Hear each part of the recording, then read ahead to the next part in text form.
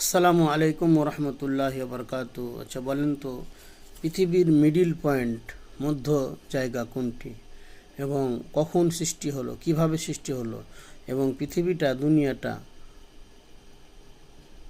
তার যে আমরা দুনিয়াতে বসবাস করছি, আল্লাহ রাব্বুল আলামিন বলেছেন যে 7 তবক জমিন এবং 7 তবক আসমান, মানে আমরা যে দুনিয়ায় বসবাস করছি এটা একটা প্রথম স্তর।